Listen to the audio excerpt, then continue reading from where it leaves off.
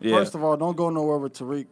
What happened? Oh, okay. Before we get into it, welcome to another episode of For the Culture Live. I'm your host, we rolling already? Nick Alexander. Yeah, we've been rolling, brother. Oh, Been rolling. Water for Brother Reek. There's your water, brother Reek. Here to my right is my co-host, Todd Sterling. What up, man? And joining us today, he's been here a couple of times, so good to have him back. Brother Reek, Tariq Jackson. Brother Reek in these streets. So you just woke He up. really So what is happened a last brother. You night, seen that fellas? He came in here late. He really is a brother. Loop me in. So don't go nowhere with Tariq. This nigga told me to go to a show with him.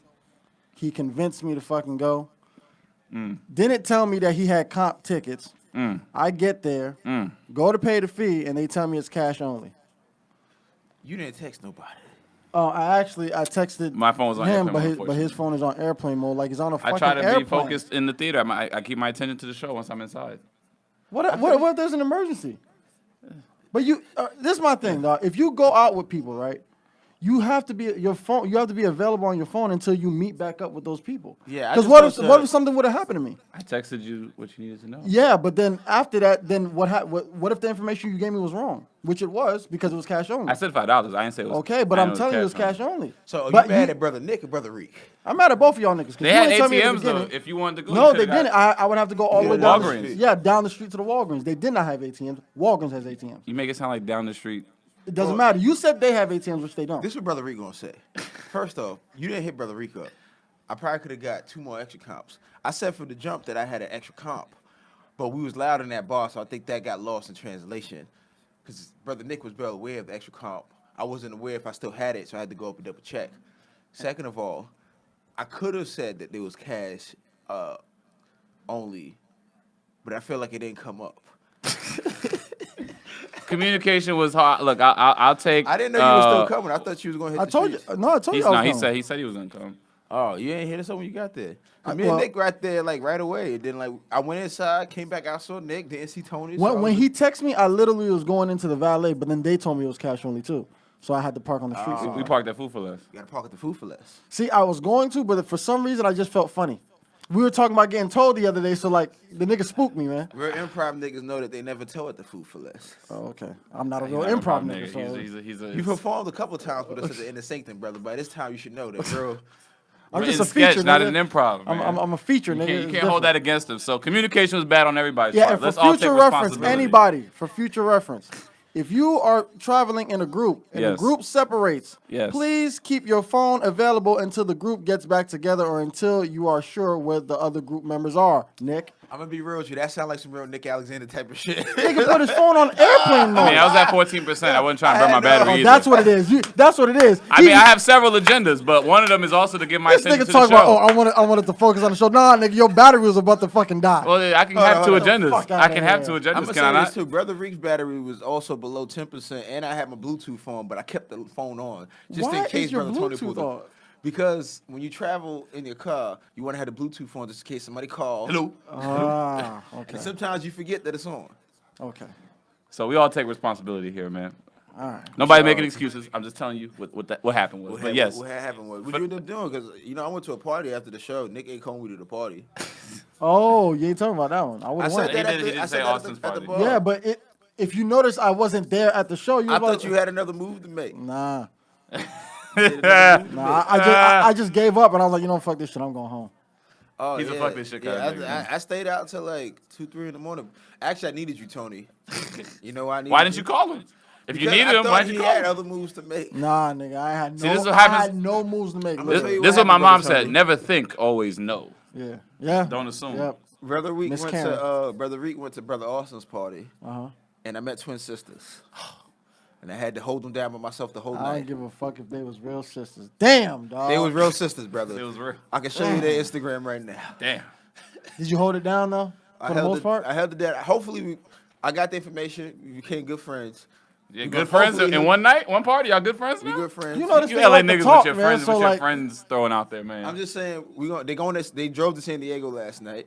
They're gonna be in San Diego for the weekend. They're gonna be back on Monday. I said we should hang out sometime next Oh, Veterans week. Day, everybody off too. I bet.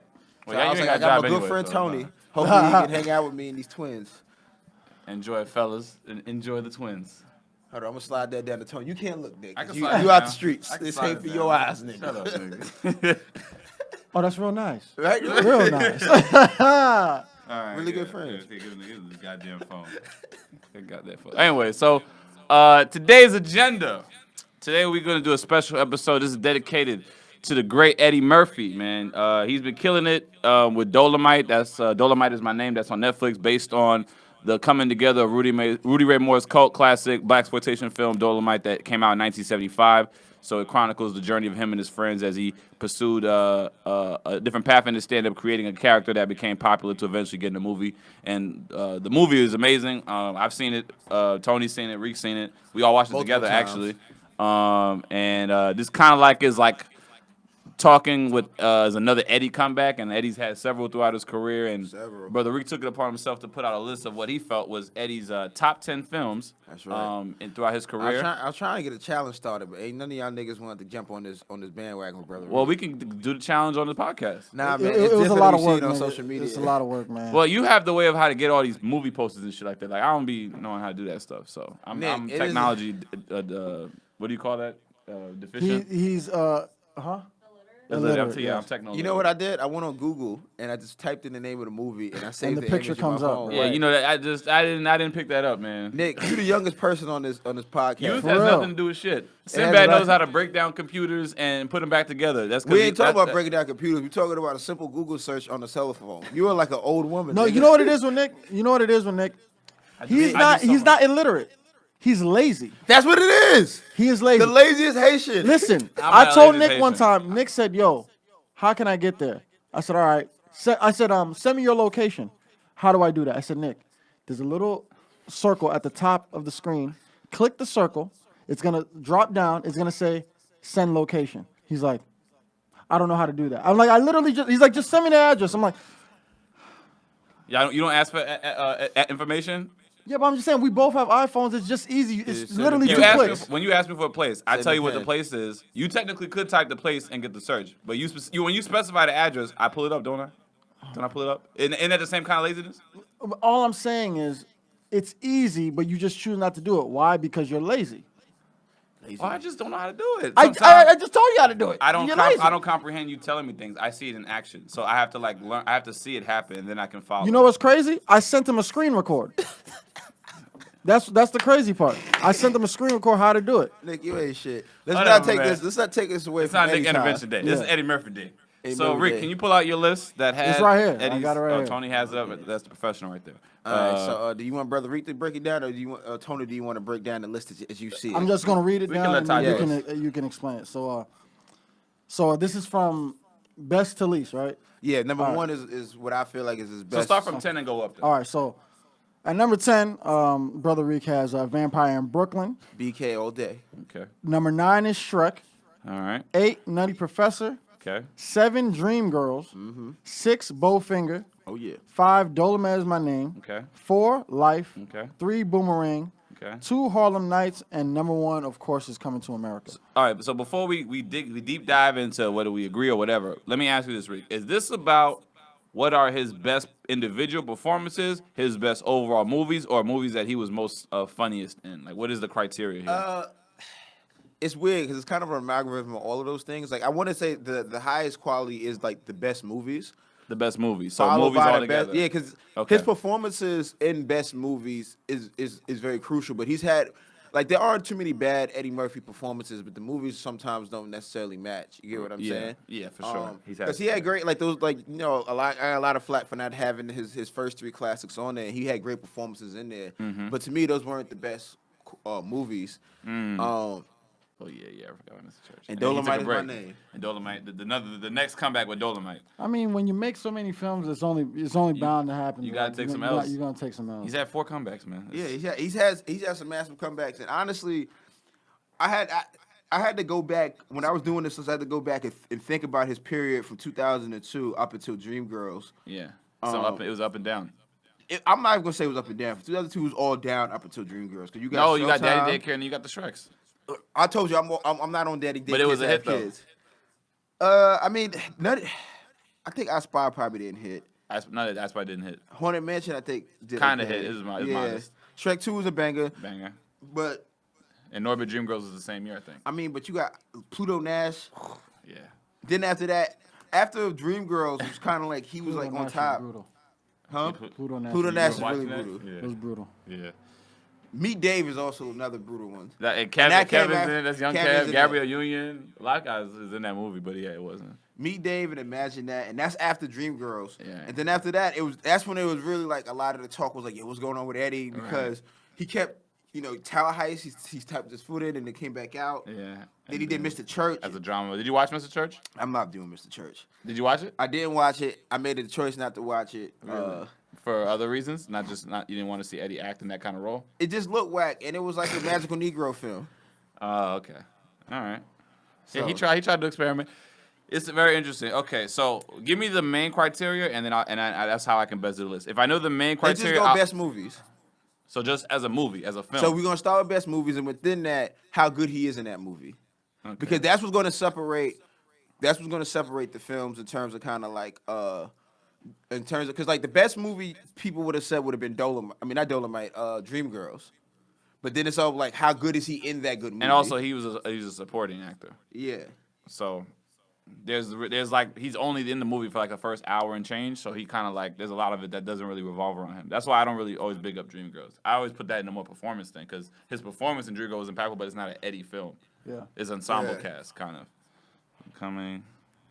So we're saying best film. Just me watching a movie. Do I love watching this movie? Number over and one is over? best film. Number two is him in the film being good. So always think about those two things. Yeah. Best film and then film that he was good in. Okay. Ooh. Go ahead. Y'all can talk amongst yourselves. Yeah.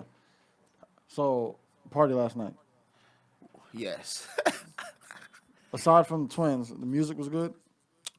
Yeah, it was a white ass party. I'm not gonna lie to you. Like, What was it at?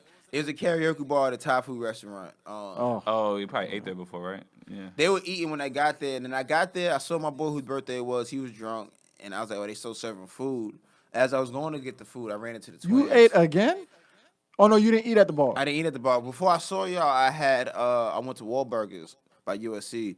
Okay. Yeah, I went to Wahlburgers. Wahlburgers is fucking amazing. And so by the time I saw you, I wasn't hungry. Oh, okay. Yeah, but then I got hungry by the time I went to go see them. And now you hungry again because you ain't eat this I morning. didn't eat this morning. I was trying to think. You know what I was craving? I was craving one of them chicken sandwiches at Popeyes. But I was like, ain't enough time for that. That's the reason. That's the problem with this Popeye shit. I've had so God, many. niggas, Of how them. many times have you had it? I've had it 4 times now. I had it twice. Once in Damn, Miami. really? Once in Miami. One time here. Because Yeah, the one by my house on MLK, that shit is always packed, probably. nah, it's actually not that bad. It took me 15 minutes to get through the line. Oh, really? Yeah. The one on MLK and Weston? Yeah, yeah, Yeah, I know that one. They got a good drive-through too. yeah. Out of all of the Popeyes in that area, that's probably the most efficient. Yeah. That one and the one in Inglewood, Yeah, Manchester. yeah, the one. You know what? I haven't even been to the one on Slauson. Not is it Slauson? The one on Slauson is pretty No, solid too. the one on Van Ness. That's what I meant. Oh, I haven't been to that Van Ness one either. Oh wait, no, it's Slauson. The one by the by Slauson and Crenshaw, right? Yeah. It's on Slauson. It's on Slauson. When I was working at the magazine, that's when we did an episode on we did a whole episode on like the chicken sandwich craze, and we were there for 2 hours waiting in line. But they did not run out of chicken sandwiches. There were no fights. It was the drive-through was cracking and the lobby was cracking. That's how you know they was popping out them chicken sandwiches. And like, I was inside the lobby for a good 50 minutes waiting in line, and they had trays and trays of regular chicken, regular biscuits, and fries. Ain't nobody touched them shit. You know what's crazy? All that shit go in the trash. Damn. Yeah, because a lot of it is already cooked, and they don't give it away. They just trash it. To be honest with you, Popeyes would be remiss if they're not having a conversation right now about like minimizing their menu to just be chicken sandwiches. Why not? Chick-fil-A's doing that shit. Yeah, that's how all they shit is. Yeah, you're right. And it's like, because the thing is, I'm wondering how long the craze is going to last now with these lines, because like, I could easily see it being a thing where like from now on Popeyes is going to be a long line if you want that chicken sandwich. Yeah. But if that's what it's going to be, they need to adjust how they do business, which like either they change their menu or they change how they're serving people. Because you don't want to lose money.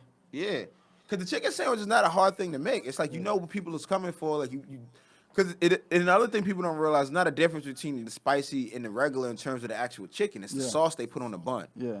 So Well, then again, no, the chicken is cooked different too, because they put like some spice in the chicken. for the spicy, Yeah, they put some shit on there. Yeah, I didn't know that. like they marinate it in some shit and then fry it.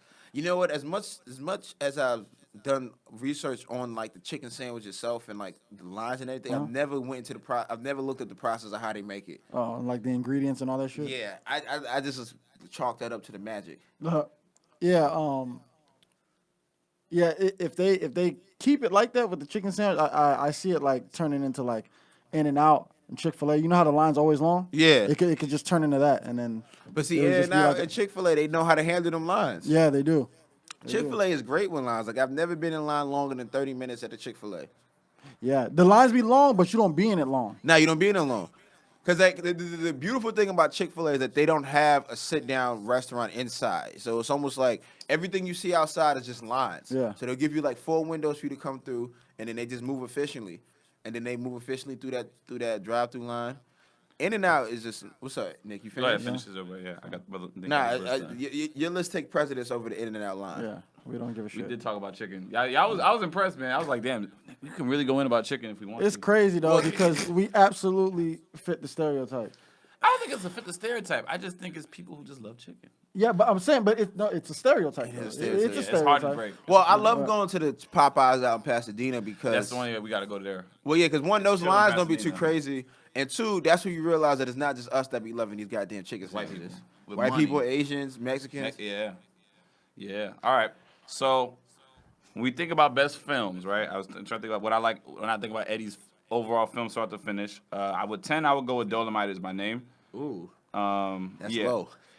It's not low to me. I just think it's hard competing with his resume. And I know I like Dolomite, but I don't know if I love it the way I've loved these movies growing up because they touch me differently. Now here's the question: What's up? Do you think that is because Dolomite is so fresh and you've had years Probably. of resonance with these other films? Probably.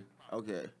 At 9, I would go another 48 hours. I actually like another 48 Wow. hours more than the first one. Okay. Yeah. I think Why he was- that? Why did another 48 hours over the first one? I just kind of like how Eddie was in that movie. Like, there's the scenes where he's not like the young dude on the scene. Like, when in 48 Hours, it's like this is the hip black guy kind of thing. And the movie had a lot more importance. But I think another 48 Hours to me, just the pacing was better and it just flowed. And him and Jack kind of like not really fucking with each other, even though they know each other. And then the villain I thought was a cool take with the brother. Trying to Right. avenge and then going after them, and then they just kind of have to like buckle down. And then that last scene was pretty epic. And he's like, "Shoot me, Jack!" And just then the nigga actually shot him. Like I really didn't expect him to get shot by Nick Nolte. I figured they did so much shit. Like you really gonna shoot your man's? And I don't know. It was a good film. Nick Nolte. That was the that was white guy, white guy. Jack Cates. That was the partner. Okay. Yeah. I just think I like another 48 Hours. The second one just kind of like. So here's my question: are you taking the second one over the first 48 hours? I like it more than the first one. The first one has like the important scenes, but I just the like first the one movie. has more. an iconic like there's a new sheriff in town. That bar scene and just that fight scene that they had. Where Eddie Nigga, that when they stunt double. introduce him when he's singing in the fucking jail. Yeah, that's What true. is he singing? Roxanne. Right, Roxanne. That was big. That Yeah. was big. But yeah, I just like how the second one was though. I don't know. It just for me, it just like the movie just felt more like pace. The pace was. They got into it because like Jack gets shot up at the bar.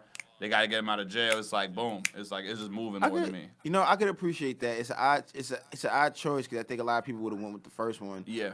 And I haven't watched another 48 hours in a long time, so I think we down for a movie night screening on that. That's true. I have a confession to make when this list is done. Okay.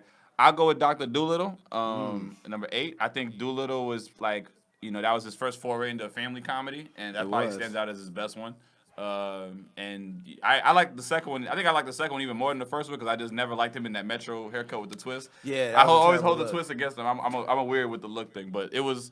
I mean, it's undeniably funny. Like Well, just to speak on that, because I think that's the reason why I never liked Metro because the twist was so prevalent. Metro was solid though. It wasn't bad.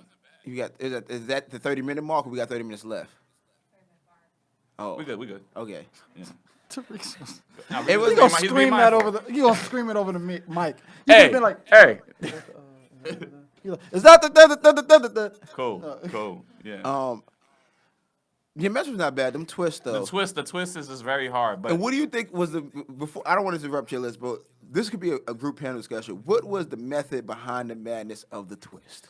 I just think, he always did different things with his hair. He started out with the little fro curl, whatever, in the 80s, and then he got to the little high top fade thing in early 90s, and he like cut it off and then grew it out for Metros, and that was just I guess he was just kind of like in a fuck it phase maybe, because it only lasted 2 movies. Yeah, because Eddie was a trendsetter dress-wise, but he never was a trendsetter. The hair thing was, it's like you knew the fade. He had the high top. He did the, 80s little short fro thingy, the Coming to America look or whatever, the Beverly Hills Cop. And then, in the 90s Boomerang, he did his little slick high fade with this indistinguished.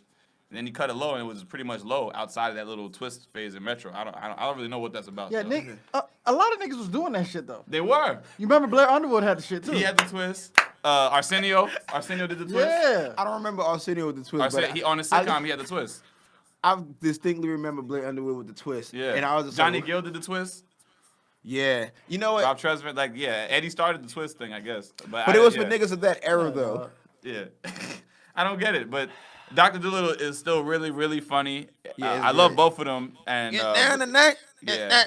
Dance. Yeah, it was cool. So at 7, I'll go Harlem Nights. I think. Oh my God! It's a little lower for me because this is why I think I can't say as a movie experience it's masterful, but I think it's just really, really funny. And he just put these guys in costumes and did a period piece, and he got some of the best legends in black comedy to come together, and the fact that he pulled that off is phenomenal. But I still think there are better movies that he's had from start to finish. It's a period piece, bro. The costumes, but it's not on point with the period. It's not on point with how they talked and all that other stuff. But all right, we talked about this a little bit yesterday because that was one of the critiques that a lot of people had was like they weren't on point with the talk. But to me, he was innovating the style that people are using now. Because if you watch one of the most highly critiqued films of last year that the critics loved was Death of Stalin. And Death of Stalin is basically this film that takes place in Russia, and it's all about how Khrushchev took power after Stalin died. But it's cast with all British and American actors, and these motherfuckers are speaking in the regular ass. Steve Buscemi sound like a nigga from Brooklyn, even though he's playing Khrushchev. You get what I'm saying? And if you watch, and even Chernobyl, which was the big hit on HBO this year, that's another film that takes place in 1980s Russia with all these British actors, and none of these niggas trying no accents. But okay, so right there is where it's gonna back my point. Those movies had prevalent, significant things that they were doing in the movie as far as what the subject matter was, and the subject of Harlem Nights is just very shallow. So it's a cool movie. It's a heist movie. The subject was the whole idea of the mafia always squeezing in on black businesses during this era. Hoodlum that came out in '97 with the same storyline, with just a drama, but it was and real shit. Yeah, so it did have historical resonance. I could see that, but it doesn't. Because he's such a good comedian and everybody else is so funny, you don't really feel that weight outside of a couple of scenes. That's what makes it so great.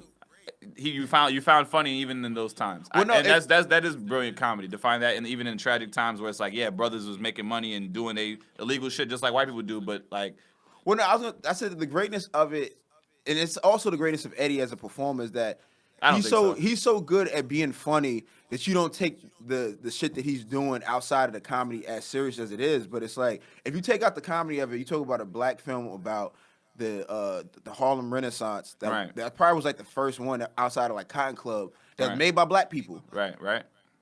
But I digress. Okay. I think his other movies kind of hold a little bit more just weight in terms of the story and the comedy. Some of them, not all of them. I could have flip-flopped it, Bowfinger or Life. I like Bowfinger because of just that, it's... So this is at number 6? Yeah, Bowfinger's 6 for me. I think it was very underrated, Eddie, where he just... he wasn't the lead, but he was the second lead, but he was so, two different people who played brothers, actually, and Steve Martin just really put him in a different spot where he was just kind of yeah, I don't know. It was a small film and just about trying to get a movie made, but it was just such a cool piece, and... Yeah, you just kind of you really believe Eddie's a nerd in one setting, then you believe Kid Ramsey is a superstar fucking weirdo in another setting. Mindhead. Keep it together. K-I-T. Keep it together. Yeah, it's just Bowfinger's just very cool, but it's just it was him doing a small kind of film, but it was he was still super funny. That running across the freeway scene was one of the funniest shits ever. We need more Eddie. A lot of Steve Martin. got that freeway scene from Eddie, who do the freeway scenes when they run across the freeway. Yeah, that's true. They just did that in Good Boys too. Yeah, Good Boys. That's what I was thinking about. So then I go with Life, and now Life to me is probably one of the more heavier race standpoints that he made in the film while being funny and finding times in the hardship, because that's actually in the same sort of universe in Harlem Nights, because when he's fighting the big dude, he was like, "Hey man, I know a bitch named Della that know hit harder than you," and that's reference to Della Reese. Yeah, okay. Yeah. So a lot of people didn't catch that, but when I don't know what Della was it. What was her name in the movie? We gotta look that up on the. Yeah, but he's referencing when Della hit him. Oh, see, I didn't know that. Yeah, when he's fighting, I what's his didn't know name? The cornbread nigga. Yeah, he was like, hey, man, Your cornbread? I know an old bitch named such and such that hit harder than you. Because it was actually, life starts in like the late 30s. Her name was Vera in the film. Yeah, I think it's Vera. He says either Vera or Della. But, so that was, and then just, race, making it through jail. I love Vera. Giving up on life. Yeah. And not wanting to, like, Eddie was just like, my daddy gave up and hung himself, and I ain't going out and just trying to escape and just finding the ultimate escape. And these dudes stayed friends for over 40, 50 years, and they finally get their escape. And it was the most subtle I've ever seen Martin be, too, because Martin really wasn't the funny guy in the movie, and that kind of showed me. He was like the serious one. He was the more serious one, and I thought that was really cool, just seeing that. And Hey! Don't nobody want to hear that bullshit, man. It's so funny, though. Or the cameos of Anthony Anderson, Guy Torry, Bernie Mac, and Miguel Nunez was like the good supporting. That was really Nigga, Rick James. I'm the pappy. And also the unknown Rick James factor. You knew that though. He was I didn't in know that? that. Yeah, he was the beginner. So he was the boss. He played Spanky. Oh. The nigga with the slick back and shit. Yeah. That's Damn. Rick James. That was Rick James. So Eddie threw What Rick James the a bone. Yeah, in that film. Honestly, I didn't know that until my boy sent it to me. that film should have been nominated for like 6 Oscars. Yeah, it was. Because the costumes were on point. The Costumes period were was on point. The looks. The Yeah, looks, definitely. the performances. You can't watch that film and not get teary-eyed. At times, for sure. Uh-huh. And then just like the nigga who fucking put them away, and just like the daddy's watch, and just how all the stuff that comes. And at full the end, circle. when like they show the guy and how he disappears and like Yeah. what happened to him and all that shit. Yeah, it was sentimental. Yeah. Guys die in prison, and just like it was. Yeah, life just hits you in a lot of emotional ways, but then it's just so and the funny, film man. is called Life. It's called Life. It's so simple. It's really simple. Time is slipping away from me.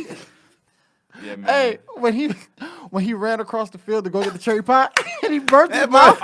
That was Martin. The physical shit. That was like a Martin. That boy done lost his mind. And then they told us on the beer bottle. He said, "Shut up, man." Fill off this shit talking to your ass. He said, "My toe got stuck in the shit." Yeah, I know you up to something, man, nigga. Yeah, sleep with one eye open, nigga. Okay. How about that? How about I foul and we both die? How about that? And the niggas finally made it out. They got to go see the Yankee They game. got to say the Yankee game. So yeah, Life is definitely like that's a super rewatchable, and it's like emotionally heavy, and it's super funny. Like, and they have just they was brilliant on that one. Number 4, I go Beverly Hills Cop 2. I actually laugh really a lot at Beverly Hills Cop 2. Beverly Hills Cop 1 is a great movie, and I remember that movie start to finish, but 2 just I don't know, That was man. the one Damon was in too, right? Damon was in the first one. He was the banana man in the first one. I thought he was in the second one. No, Chris Rock is in the second one. I thought Chris was in the third one. Chris is in the second one. Okay. Yeah, Chris. That's Jerry Curl Chris. That's how I remember. Cause That was the 87 first thing he did too. Yeah, that was Eddie threw him a cameo in that. He's like, "Hey man, I get 10 for cars, I get 20 for limos. What the fuck is this?" He's like, "Eddie, here's $50. Parking next to the limo." They had Hugh Hefner in it. They had mad cameos. And just Eddie, every time when he got those super scenes where he was ad-libbing, when he was Johnny Wishbone, the psychic from the island of St. Croix, and then when he pretends to have the bomb and he brings it to the gun shop and he's like, it's in the brown paper bag and he's acting like he's sweating and he's like, This is in number 2, right? number 2, and she's like, what do you want me to do with this? He's like, what do you mean? I got daughters with pigtails. I could die for this shit. My friend Nabuki died last year. And then she gave him fucking $20. And he just keeps. It was. I don't know, man. Beverly Hills Cop 2 is just a fun movie, man. And I like how they kind of like built it off the first one with them shooting Bogomil, giving him more reason to come back. Like it made sense why he would come back to work with them again. The Beverly Hills Cop series always had really good storylines. Yeah, they did. They did. I've watched the third one was first good one. though with Todd getting killed. Todd getting killed was sad, but then Wonderland was just weird. I feel like there are times I watched the first one and I'm like, is this really a comedy or is it was just a drama that Eddie just was hilarious in? Well, the tone and the drama is there because it was originally written for Stallone. Yeah. So that's kind of like where that tone. It felt like a heavy movie, but then Eddie would just do these things. But yeah, I think Cop 2, he got the Axel Foley jacket. You know, he's riding around and they just doing these missions. You about these Eddie sequels right now. I like the sequel. Sometimes I like it more than the original. But going into the top 3, Nutty Professor at 3. That was Eddie's first big comeback. Man, he fucking did. My boy Chappelle in there. Dave Chappelle was one of the best supporting cameos ever. Like Women be shopping. I thought that was Chris Women be Rock for shopping. 25 years of my life. hilarious. Not It's not 'cause the the vo- character, but the women be shopping bit. Yeah. Oh yeah, because who repeats their joke over and over. And his voice was kind of gave you that Chris Yeah, Rock. that Chris Rock vibe. But he did he fucking watched every nigga comic in the chilling circuit and brought it in that character. And I know he had fun doing that character, just making fun of black comics at the time. Because it's based, some people say it's based off this comic, and I actually know him, Cool Bubba Ice, because Cool Bubba Ice used to wear big top hats, and he used to have his boxes on. He used to wear fucking big ass funky costumes. And yeah, he took a little bit of that and just with some other shit. And Nutty Professor, 7 characters, literally did 2 classic scenes where he's talking to himself, like, Yeah. and he don't get enough credit for them Wait, table scenes. All right, are you talking about both table scenes? In the first one, yeah, Yeah, 'cause I always feel like the first one. it's a longer one. Because the But- second one I think is a little sadder, where he's like sitting there all frumpy and shit. well, that's what Jada's there, and they just making fun of him. Yeah. But both of them are great. But yeah, just doing 2 table scenes where it's like he's with 5 of them is at the table, It's just him and the fat kids. and you know how he did it. Oh. So they basically put a Tennis tennis balls. ball. His eye line is to the tennis ball. He delivers his line. Then he gets up into the other character, goes to And that one, switches. and then he's talking to that tennis ball. And this motherfucker's having a conversation with himself, so he hears himself in playback, and then he's just going, and he's doing different takes. And salute you. That's amazing, man. Phenomenal performance. That was like That's another one they should have given him an Oscar for. because of the characters and the. But just think what do you about- give I him mean, the we- Oscar for in that sense, though? But think about, we all act, right? Right. Like, I understand like the importance of like with Daniel Day-Lewis, where he steps into like the role of one performer or like one person. He's living that for like 6 months, and it's like, oh, this motherfucker did 6 distinct characters against himself. Against himself, yeah. And it's not just the costumes. Like if he was doing that shit like right now in his regular garb, he would be 6 different people. Yeah. So as a performance, like that should have been acknowledged in some shape or fashion. But because it's like it's a lowbrow comedy, Yeah. they were yeah. just like, fuck you, nigga. Yeah, and it was just, man, Mega Shake. They're doing the Richard Simmons too. Oh yeah, that was great. Yeah, it was just like it was so fun. Those club scenes are great with the stock snaps. And just I Buddy forgot Love. he played Richard Simmons too. Yeah, he was Richard Simmons in there. Yeah. Yeah. I'm a pony. Yeah. I'm a pony. Oh, hey. And then that was when I think that movie started off when movies would just like show the outtakes in the credits. Yeah. So I think Yeah. I think he don't get enough love for that because a lot of people would start doing that after. But yeah, Nutty Professor, that's just like that's always funny every time you put it on, like every time. Number 2, Boomerang.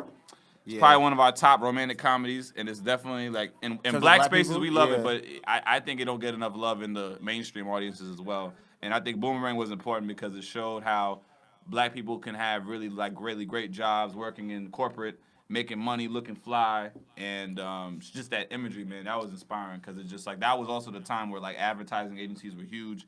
And my mom, she would tell me about because she worked in an ad agency, and that was like some just dope shit to just like see black people on that kind of thing. And it's not like we broke. It's like in the hood circumstances, finding love, but they romantic comedy, dealing with relationships, race, all that stuff. He was fly with it. You know what I mean? And Martin was in it. David Allen Greer, late great John Witherspoon. Yeah. That was Coordinate. his coming out party. I gotta coordinate. Young Hallie. Young Hallie and Robin Givens. Fine. Post Mike Tyson Robin. Post Mike Tyson Robin. Oh, she was fine. Yeah. I mean, Eddie took him down, and Leela Rashawn. Yeah. I always got Leela Rashawn and Robin Givens confused when I was a kid. What's up? I told your ass. See? Nigga, you They thought I looked was at- crazy when What I you said that. talking about? You remember when we were talking about the Layla Rashawn thing? How like with Fuqua? Fuqua? Yeah. And I was like, dog, I was like, for some reason I always used to get her and Robin Givens confused. You're They like, look the and, same. and you would go, how?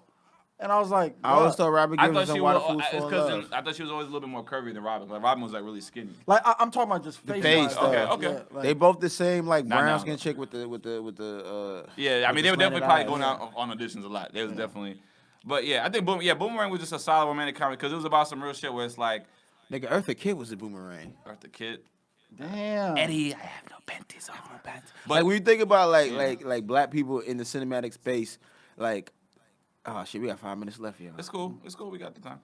I'm just saying, like, Eartha was around in the '60s. Like, they wasn't even letting niggas look at screens. It was like, we gonna put you on one, Right. and she's in this movie and she's great in it. But I also like because it wasn't like the typical where it's like, I'm with a girl and then I cheated or whatever. This was like him pursuing this one chick, and because he's a player, he gets played. He meets another chick on the rebound, but then kind of like gets greedy with it, and it just Yeah. shows like when when somebody is good to you, you Love gotta should go have with brought your ass home last night. Love should have brought your ass home last night. And you got to go with the good thing instead of what like is the popping thing or whatever. Yeah. And it's like there's nothing wrong with a cute, solid woman, as opposed to a woman who might be making a ton of money, looking fine, but is really gonna be a headache because she's just not committed to anything outside of herself. That's true. So that's what I think. What the Boomerang teaches you. You know how you feel about Boomerang. I have a confession to make. What's up? Finally. Give me this list, please. Yeah. Excuse me. Coming to America, seen it.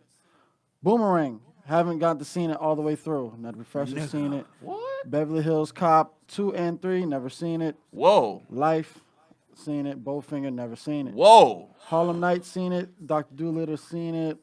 48 Hours, both of them, never seen it. Whoa. And y'all know I seen Dolomite. Wow, Tony. You That is why, on this podcast, you didn't hear too much of me. So I was just gonna let these niggas talk. I tried last night to try to get as much as I can in, trying to watch these movies, but I fucking fell asleep. You got some homework That's to why do. that's why Yeah. I said Boomerang. I didn't watch it all the way through because I started watching it and it got late and I just fell asleep. Okay. But leading into number one, I think we've all seen this one, and I think it is probably Eddie's best movie, Coming to America.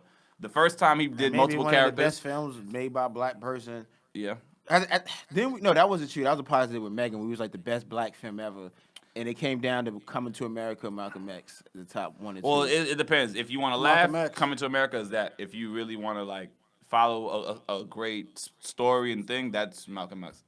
Yeah. I don't know. That's why sometimes it's hard to compare comedies and dramas because it's like, what are you into? But the thing about Coming to America culturally for us, it's not a near black person that don't fuck with that movie. And that also can be considered another rom-com too for Eddie. You could Definitely kinda, a rom-com. Yeah. So I mean, yeah, I think it was cool just seeing again wealth amongst black people, kind of like not a rags to riches story, but just like finding love anywhere. It teaches you about sexual chocolate in the band.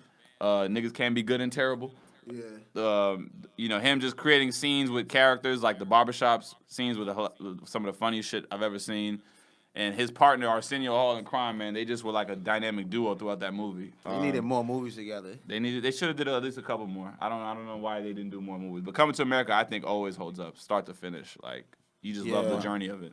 Right. Zamunda, I mean, so many quotables and catchphrases that we still say to Sam this Jack day. was in there.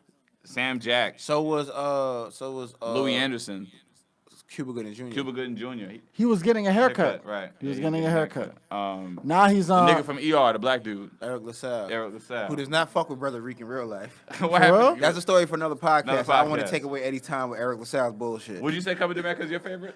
Or do you have a favorite above? Do you have a number one that would? Oh no, Coming to America is the top. That's the favorite. Okay. Honestly, for me though, if I was gonna switch the Anything order, around? Yeah. for me it'd be Coming to America and then Nutty Professor and then Life. Okay. Okay. Well, yeah, But you have to those- see. You have some of them Yeah. to see. But I And think then, even if and you then saw Harlem them, they Nights wouldn't would go impact you the after same Life. though. Yeah. Well, If he watches them now, because he said he yeah. never seen the Beverly Hills Cop. I mean, if he he didn't 48 watch- hours. I would seen love- Beverly Hills this Cop. is what I would love for us That's to two do. and 2 and 3. And I think this would be a great podcast episode. We decided to do an Eddie marathon where we spend like a weekend going through the entire Eddie discography and we revisited this. Niggas got jobs. and Niggas got shit. life, man. Hey, it'd be hard. fun. It'd be a great exercise. Well, maybe. Or not even a weekend. It would literally take like a week to do that. Yeah, he with got a lot of with movies. work and all that shit.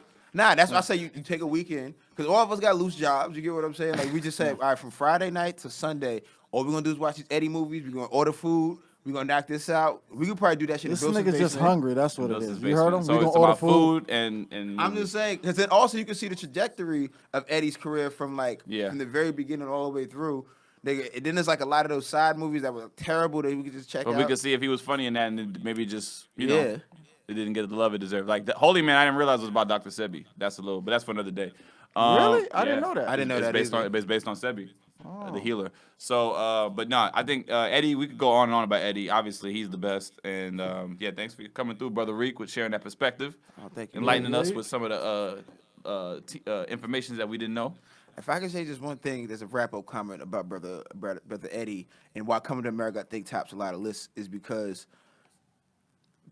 his films were great because he was good in them, but he also had great ensembles. For sure. He always missed the old generation and the new generation, and I think does. Coming to America was one of the first ones that established that outside of the stuff he did for Hollywood, because a lot of times him being that hired gun to come in and make people laugh, when he was able to have more control, he was able to do those things very well. Yeah. And I think those are the films we have always clung on to. You get what I'm Coming to saying? America, The Boomerangs, Life, Nutty Professors, the, Harlem Nights. Harlem Nights. Yeah, I mean, he definitely has given so many comics opportunities, and let them stand-ups rock in there, and he don't need to shine. He can let other guys shine, and you see that now with Dolomite Is My Name, like. The other guy shining, he'll still shine and whoop everybody ass. Exactly. Eddie's the greatest, man. Where can they follow you, Brother Reek? At Reek Speaks, REEK Speaks. He speaks a lot. Tony, where can they follow you, brother? At Ty Sterling, TYSTERLIN. And make sure y'all follow me at follow Nick Alexander at Nick of Comedy, NICKOF Comedy. Keep following at For the Culture Live. Make sure you subscribe, download. We're on Comedy Pop-Up Network. We're on iTunes, Spotify, all that. And we'll see you guys next week. Peace. Peace. Peace.